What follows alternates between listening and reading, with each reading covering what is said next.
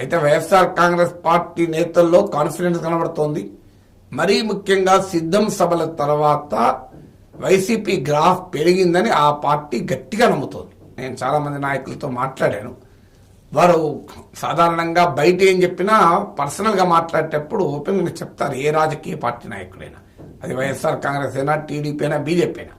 So ఇంటర్నల్గా కూడా వాళ్ళు కాన్ఫిడెంట్గా ఉన్నారు, సిద్ధం సభల తర్వాత తమకు పెరిగింది అని.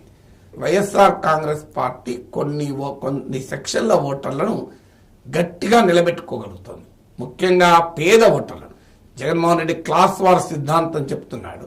అది క్లాస్ వారా, పెత్తందారులకు, పేదలకు ఫైట్ జరుగుతుందని జగన్ పదే పదే చెప్తున్నాడు. ఆయన డెఫినేషన్ ఆఫ్ క్లాస్ వార్తో కానీ ఆయన డిస్క్రిప్షన్ ఆఫ్ క్లాస్ వార్తో నేనేమి అగ్రీ కావడం లేదు. కానీ జగన్ అన్న దాంట్లో ఒక ఫ్యాక్ట్ అయితే ఉంది. పేద ఓటర్లు చాలా క్లియర్గా వైఎస్ఆర్ కాంగ్రెస్ వెనకాల ఉన్నారు.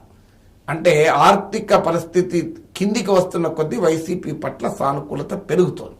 ఇది నేను అనేక సర్వేలు చూసి కూడా చెప్తున్నాను. ఇది దేనికి ట్రెండ్ అంటే క్లియర్గా సంక్షేమ పథకాల ప్రభావం కనబడుతోంది. వైసీపీకి ఏది పెరుగుతున్న కొద్దీ వైసీపీకి సపోర్ట్ పెరుగుతోంది.